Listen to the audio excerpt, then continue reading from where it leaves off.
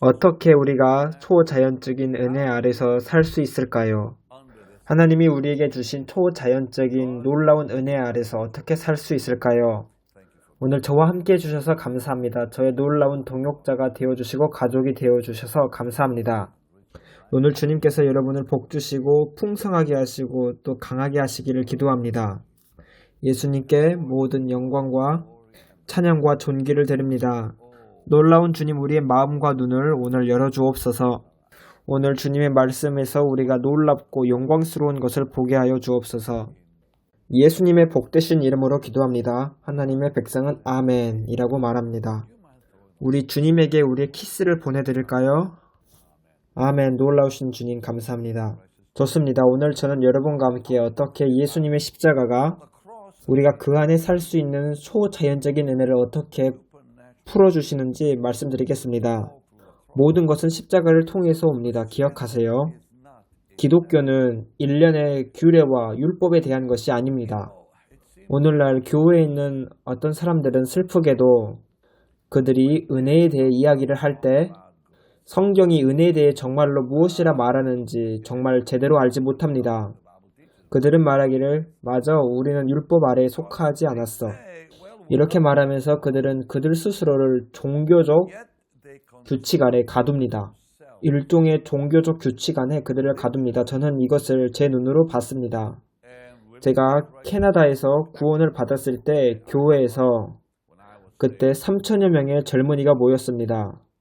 그것은 아주 놀라운 하나님의 축복이었죠. 그들은 후에 율법주의를 가르치는 한 사람을 그 교회 목사님으로 초청했습니다. 그 목사님은 항상 우리는 율법 아래 속하지 않았고 은혜 아래 있다고 이렇게 계속 말했지만 나중에 그 목사님은 자신들의 성도들을 위해 후에 일종의 율법의 규칙 같은 것들을 교회 안에 만들어내기 시작했습니다. 그가 만든 규칙들은 성경과 전혀 상관없는 것들이었습니다. 그리고 이러한 움직임은 그 캐나다에 있던 영적인 부흥 운동을 죽여버렸습니다. 생각해보세요. 3천여 명의 젊은이들이 매주 아주 놀라운 예배를 캐나다에서 드렸는데 항상 하나님의 영광스러움을 경험하고 수천 명이 하나님의 왕국으로 쓸려 들어가는 것 같았습니다. 하지만 슬프게도 몇 년 후에 이분이 와서 정말 율법주의를 가르치기 시작했습니다. 그 목사님이 스스로 만들어낸 어떤 일종의 규칙과 규례들이었습니다. 그리고 자기는 율법 아래 있지 않고 은혜 아래 있다고 이렇게 말하는 사람들은 그 율법과 규칙을 그들의 삶 속에 받아들였고 그들은 후에 율법주의자들이 되어 그 많은 성도들의 신앙생활이 망쳐졌습니다. 먼저 우리가 은혜라는 것이 정말로 무엇을 의미하는지 알아보겠습니다. 우리가 로마서 3장 20절을 보도록 하겠습니다.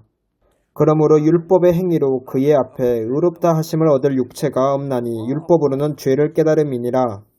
모세 율법이 이스라엘 백성에게 주어진 것은 그들로 하여금 그들이 하나님이 원하시는 삶을 그들로는 살 수 없다는 것을 깨닫게 하기 위해서입니다. 그들의 죄를 노출시키기 위해서입니다. 폭로하기 위해서입니다. 율법은 은혜에 더해졌습니다. 우리가 성경을 보면은 성경은 은혜에 대해 말하는 것을 우리가 알 수 있습니다.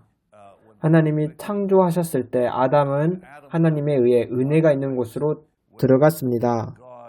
하나님이 아브라함을 부르셨을 때도 이것은 은혜에 의한 것이었습니다. 은혜로 하나님은 아브라함을 의롭다고 선언하셨습니다. 믿음으로 된 것이었으며 그때 율법은 주어지지 않았습니다. 그 당시 어떠한 율법도 이삭이나 야곱에게도 주어지지 않았죠. 그때는 믿음과 은혜에 대한 메시지였습니다. 이스라엘 백성이 출애굽을 할 때도 그들은 율법 없이 나왔습니다. 그들은 은혜로 출애굽을 하나님이 허락하신 겁니다. 그들은 은혜로 하나님의 능력을 경험했고 하나님은 은혜로 그들에게 들리게 말씀하셨으며 그들에게 십계명을 주었습니다. 율법은 그 후에 은혜에 더해졌습니다. 그 이유는 그들이 율법과 규례를 순종함으로는 살 수 없고 그들이 믿음으로 하나님의 은혜에 의존해야 된다는 것을 보여주기 위함입니다. 그들은 은혜의 메시지를 거절했습니다.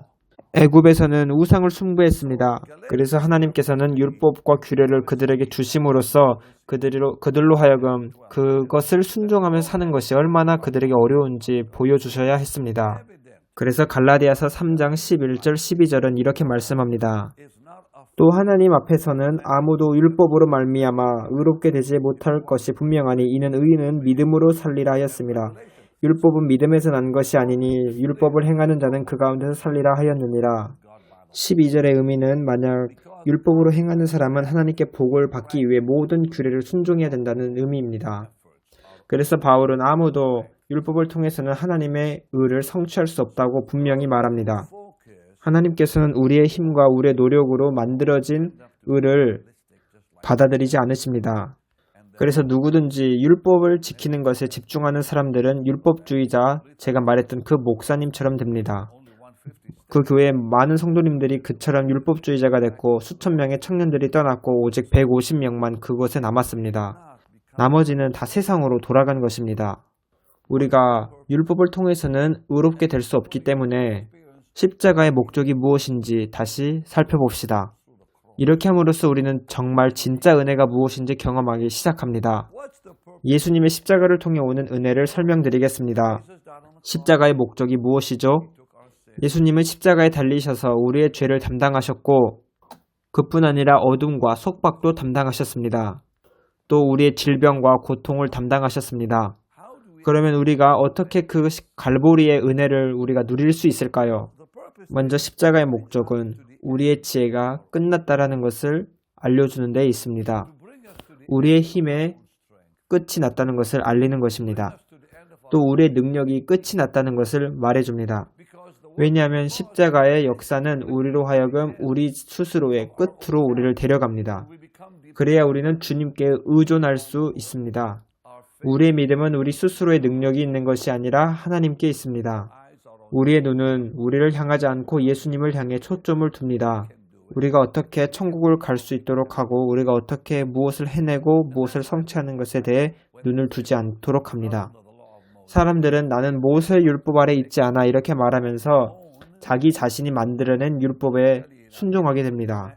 그리고 사람들에게 말합니다. 여기 너가 하나님을 기쁘시게 하기 위해서 너가 해야 될 것들이 있어. 이렇게 말합니다. 천국 가기 위해서는 이것을 너네들이 해야 돼. 이렇게 말합니다.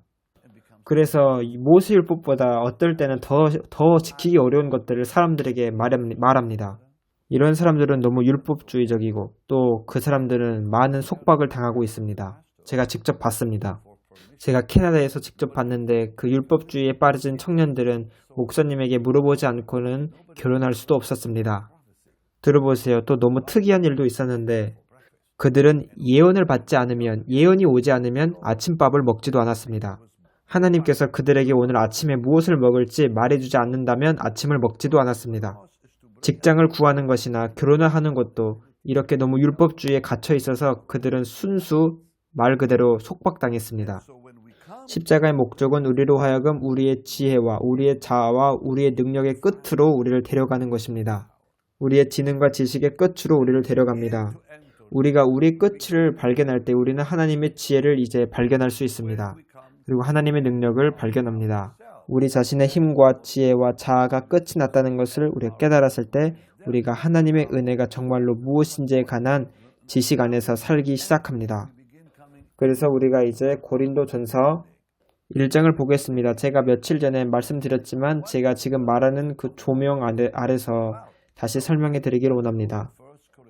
고린도전서 1장 22절 유대인은 표적을 구하고 헬라인은 지혜를 찾으나 우리는 십자가에 못 박힌 그리스도를 전하니 유대인에게는 거리끼는 것이요 이방인에게는 미련한 것이로되 오직 부르심을 받은 자들에게는 유대인이나 헬라인이나 그리스도는 하나님의 능력이요 하나님의 지혜니라. 하나님의 어리석음이 사람보다 지혜롭고 하나님의 약하심이 사람보다 강하니라. 제가 처음 구원받았을 때는 제가 방금 읽은 25절 말씀에 대해 많은 괴로움이 있었습니다. 많이 어려웠습니다. 하나님의 어리석음, 이게 대체 무엇이지? 또 하나님의 약하심이 무엇이지? 제가 곧 설명해 드리도록 하겠습니다. 저와 함께 머물러 주세요. 떠나지 마세요. 그 전에 제가 이것만 말하겠습니다. 위대한 선생으로서 예수님을 설교하는 것은 쉽습니다. 예수님을 단지 위대한 선생으로서 이렇게 가르치는 것은 쉬워요. 예수님을 단지 그냥 위대한 치료자로 설교하는 것은 쉽습니다. 하지만 이렇게 하는 것은 저와 여러분의 삶 속에서 전혀 충분치 않습니다. 우리는 반드시 십자가에 못 박힌 그리스도를 전해야 합니다. 유대인은 표적을 구하고 헬라인은 지혜를 찾으나 우리는 십자가에 못 박힌 그리스도를 전하니 유대인에게는 거리끼는 것이요 이방인에게는 미련한 것이로되 오직 부르심을 받은 자들에게는 유대인이나 헬라인이나 그리스도는 하나님의 능력이요 하나님의 지혜니라. 우리는 예수님의 십자가를 통한 갈보리의 능력이 바로 하나님의 능력이라는 것을 알 수 있습니다. 예수님이 하나님의 능력이시고 하나님의 지혜이십니다. 우리는 우리 자신의 끝에 도달해야 합니다. 우리는 이 십자가를 발견하기 위해 우리의 힘과 우리의 지혜 끝에 도달해야만 합니다. 고린도전서 1장 25절에 하나님의 어리석음이 사람보다 지혜롭고 하나님의 약하심이 사람보다 강하니라. 여기서 이 구절을 우리가 반드시 이해하기 위해서는 우리가 우리 자신의 자아와 우리의 지식과 지혜와 힘에 그리고 우리의 끝에 도달해야 합니다. 그 끝에 우리가 도달해야지 이해할 수 있습니다. 하나님의 어리석음, 하나님의 약하심은 바로 예수님의 십자가 사건입니다. 여러분들이 십자가를 생각할 때 예수님의 십자가는 완전히 궁극적으로 약함을 상징합니다. 여러분 한번 십자가에 달린 한 사람을 생각해 보세요. 이것은 궁극적인 또 최대의 약함을 의미합니다. 예수님께서는 큰 고통 속에서 그분의 마지막 숨을 내쉬고 돌아가셨습니다. 그래서 바울이 하나님의 약하심이 사람보다 강하니라 라고 의미하는 것은 예수님의 십자가를 통해서 예수님은 약하게 되셨다라는 것을 의미합니다. 하나님이 약하시다라는 뜻이 아니고 예수님이 약하게 되셨다라는 뜻입니다. 제가 구원받았을 때는 하나님이 어리석다고 하나님이 약하다고 이렇게 저는 이해했습니다. 처음에는. 근데 그것이 아님을 알았습니다. 하나님에게는 어리석음이나 약하심이 없으십니다. 이 구절은 예수님의 십자가를 의미하는 거였습니다. 예수님은 십자가에 달리셔서 약하게 되셨습니다. 이것이 바로 하나님의 약하심이 사람보다 강하시다라는 뜻입니다. 하나님께서는 그분의 완벽하신 그의 아들을 이 땅에 보내셔서 범죄자 중 한 사람으로 죽게 하셨습니다.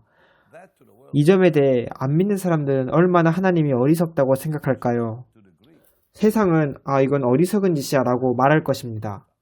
이방인에게는 미련한 것이로되 라고 말씀합니다. 하지만 우리에게는 그것은 하나님의 능력이었습니다. 우리에게는 하나님의 지혜입니다. 다시 말씀드리지만 하나님의 어리석음이 사람보다 지혜롭고 하나님의 약하심이 사람보다 강하니라. 이 구절의 의미는 예수님의 십자가를 말하고 있는 것입니다. 십자가가 세상이 보기에는 어리석어 보일지라도 사실 그것은 인류의 모든 지혜보다 더 지혜로운 겁니다. 주님께 모든 찬양을 드립니다. 그리고 예수님이 십자가에서 나타내신 그분의 약하심은 세상의 모든 힘보다 강하십니다. 십자가 안에 진정한 지혜와 진정한 힘이 있습니다. 그래서 그리스도는 하나님의 능력이요 하나님의 지혜니라 라고 말씀한 것입니다. 그래서 우리가 우리의 힘과 우리의 지혜의 끝에 도달했을 때 우리는 그제서야 십자가를 발견할 수 있습니다. 예수님의 십자가는 인간의 힘보다 더 강력하시고 인간의 지혜보다 더 위대하십니다. 그래서 우리가 이제 고린도 후서 12장을 보겠습니다. 우리 모두 함께 읽을 건데 아주 흥미로운 부분입니다. 사도 바울은 여기서 그의 육체에서 그가 가지는 생각을 잠시 말합니다. 사도 바울은 그가 사도로서 그의 직임에 대해 사람들에 의해 의문을 제기당했습니다. 그래서 그는 하나님 안에 속한 사람이 정말로 누구인지 그들에게 설명합니다. 1절입니다. 무익하나마 내가 부득불 자랑하노니 주의 환상과 계시를 말하리라. 그 당시 사람들은 사도 바울이 예수님과 육체적으로 함께 동행하지 않았음을 들어 그의 사도성을 의심했습니다. 그는 12 제자들보다 좀 늦게 예수님을 믿었습니다. 그래서 그는 하나님께서 자기를 사도로 인정하시기 위해 그에게 맡기신 것을 그는 공유할 필요가 있었습니다. 설명할 필요가 있었습니다. 내가 그리스도 안에 있는 한 사람을 아노니 그는 14년 전에 셋째 하늘에 이끌려 간 자라. 그가 몸 안에 있었는지 몸 밖에 있었는지 나는 모르거니와 하나님은 아시느니라. 내가 이런 사람을 아노니 그가 몸 안에 있었는지 몸 밖에 있었는지 나는 모르거니와 하나님은 아시느니라. 그가 낙원으로 이끌려가서 말로 표현할 수 없는 말을 들었으니 사람이 가히 이르지 못할 말이로다. 내가 이런 사람을 위하여 자랑하겠으나 나를 위하여는 약한 것들 외에 자랑하지 아니하리라. 내가 만일 자랑하고자 하여도 어리석은 자가 되지 아니할 것은 내가 참 말을 함이라. 그러나 누가 나를 보는 바와 내게 듣는 바에 지나치게 생각할까 두려워하여 그만두노라. 여러 계시를 받은 것이 지극히 크므로 너무 자만하지 않게 하시려고 내 육체의 가시 곧 사탄의 사자를 주셨으니 이는 나를 쳐서 너무 자만하지 않게 하려 하심이라. 육체의 가시라는 말은 구약 성경에 나오는 용어로서 이스라엘 백성들 가운데 거주하는 이방인, 낯선 사람을 가리키는 용어입니다. 그래서 육체 안에 있는 가시라는 것은 누군가, 즉 당신을 괴롭히는 어떤 사람을 의미합니다. 여러분들은 후에 여호수아 23장을 한번 읽어보세요. 13절을 읽어보십시오. 여호수아는 이방 민족들이 너희의 눈에 가시가 된다 이렇게 말씀하셨습니다. 그래서 신약에 나오는 바울을 비롯한 누구든지 육체의 가시를 말한다는 것은 그는 구약 성경에 나오는 유형을 지금 생각하고 있는 것입니다. 그래서 육체의 가시는 한 사람이 될 수 있습니다. 그러니까 자기를 괴롭히는 사람, 희롱하는 사람, 또는 다른 사람에게 어려움을 끼치는 사람. 우리는 그 육체의 가시가 정확히 누군지는 알지 못합니다. 그것은 한 영일 수도 있고 또는 그 당시 살았던 어떤 사람일 수도 있습니다. 우리가 아는 것은 바울이 그 육체의 가시로 인해 괴롭힘을 당했다는 것만 압니다. 바울은 그를 자신을 뒤흔드는 사탄의 사자라고 말합니다. 이것이 내게서 떠나가게 하기 위하여 내가 3번 주께 간구하였더니 우리는 이것이 영인지 또는 다른 사람인지 무엇인지 잘 모릅니다. 여기에 중요한 말씀이 있습니다. 나에게 이르시기를 내 은혜가 내게 족하도다.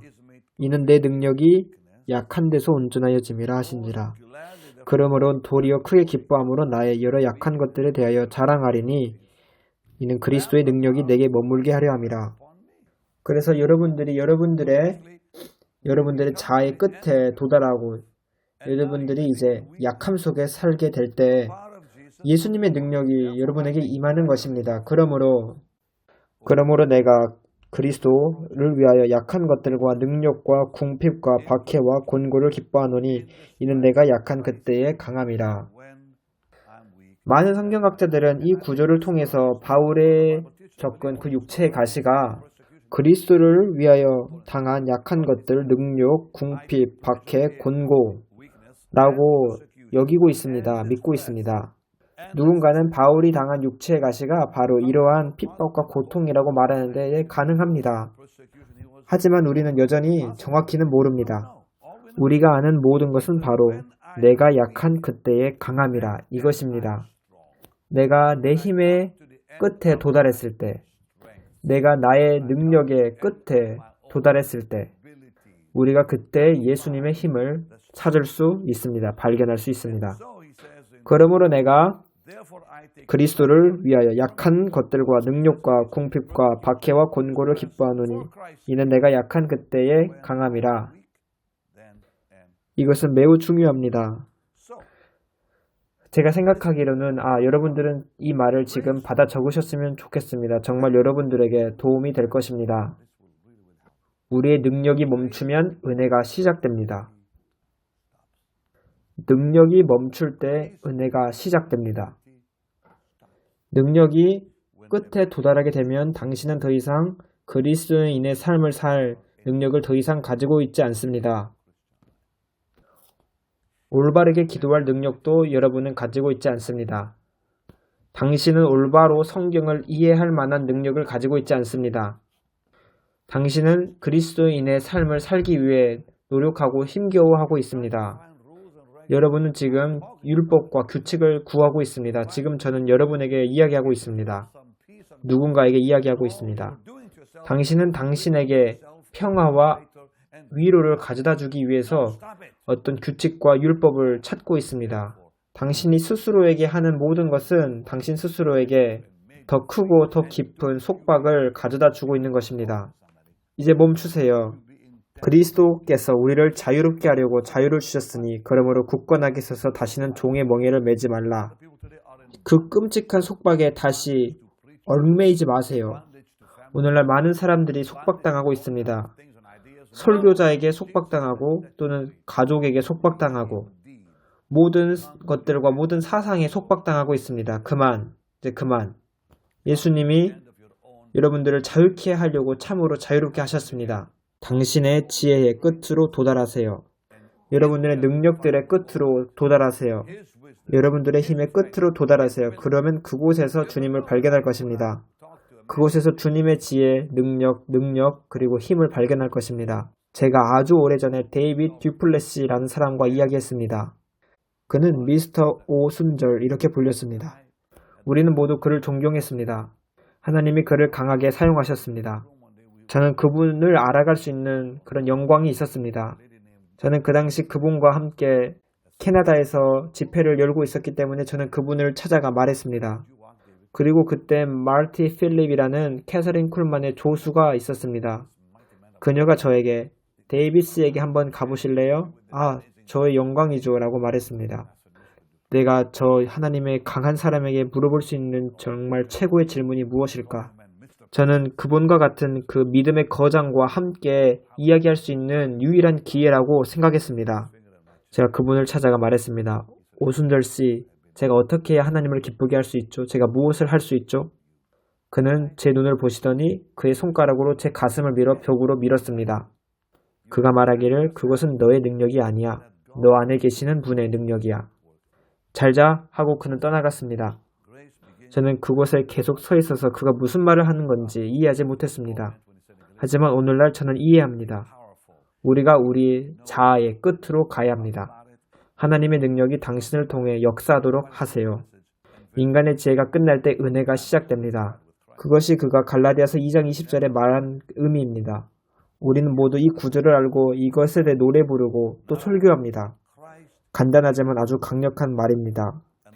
내가 그리스도와 함께 십자가에 못 박혔나니 그런즉 이제는 내가 산 것이 아니요 오직 내 안에 그리스도께서 사시는 것이라. 이제 내가 육체 가운데 사는 것은 나를 사랑하사 나를 위하여 자기 몸을 버리신 하나님의 아들을 믿는 믿음 안에서 사는 것이라. 우리는 예수님의 믿음이 필요합니다. 내가 하나님의 은혜를 패하지 아니하노니. 우리가 우리 스스로 뭘 노력하려고 하면 그것은 하나님의 은혜를 피하는 것입니다. 이것이 바로 거룩으로 가는 열쇠입니다. 내가 그리스도와 함께 십자가에 못 박혔나니 그런즉 이제는 내가 사는 것이 아니요 오직 내 안에 그리스도께서 사시는 것이라. 이제 내가 육체 가운데 사는 것은 나를 사랑하신 하나님의 아들을 믿는 믿음 안에서 사는 것이라. 이것이 바로 거룩함입니다. 많은 사람들이 거룩하게 살려고 정말 시도하지만 그것을 망쳐버리고 말았습니다. 모든 사람과 더불어 화평함과 거룩함을 따르라. 이것이 없이는 아무도 주를 보지 못하리라. 히브리서 12장 14절입니다. 사람들은 나는 거룩하게 되고 싶어. 그래서 예수님을 언젠가 보고 싶어. 그리고 천국에 가고 싶어. 라고 말하는 사람들은 구약 성경에서 거룩함이란 매우 복잡한 율례와 율법을 계속 지켜가는 것으로 이해하지 못하고 있습니다. 신약 성경에서는 베드로가 말하기를 우리 먼저 베드로전서 1장 16절을 보겠습니다. 여러분 이 구절을 받아 적으셨으면 좋겠습니다. 기록되었을 때 내가 거룩하니 너희도 거룩할지어다 하셨느니라. 구약시대에서는 1년의 규례와 율법이 그것이었습니다. 신약에서는 우리로 하여금 이 삶을 살도록 가능하게 하시는 예수님이십니다. 왜냐하면 그가 우리 안에서 율법을 이루셨습니다. 그렇기 때문입니다. 어떻게 이 일이 벌어지죠? 바로 우리가 자아에 대해 죽음으로써 그럽니다. 우리가 자아에 대해 죽을 때 우리는 예수님으로 하여금 그분의 삶을 우리 안에서 우리를 통해 사시도록 하게 하는 겁니다. 그래서 이 메시지는 자아의 죽음으로 귀결됩니다. 기독교는 항복하는 것이지 자기가 고군분투하고 애쓰는 것이 아닙니다.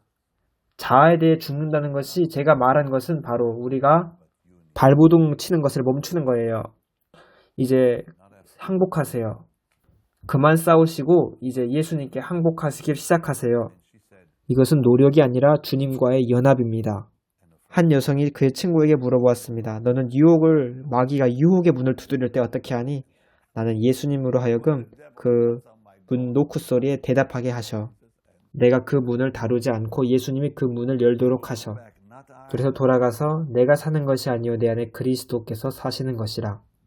그것이 바로 우리가 초자연적인 은혜를 받는 비결입니다. 우리가 사는 게 아니라 예수님이 사는 것입니다. 우리가 노력하는 것이 아니라 예수님께 항복하는 것입니다. 기독교는 우리가 노력하고 더 열심히 하고 더 발버둥 치고 더 발버둥 치고 이런 것이 아니라 우리의 지체를 의의 무기로 하나님께 드리는 것입니다.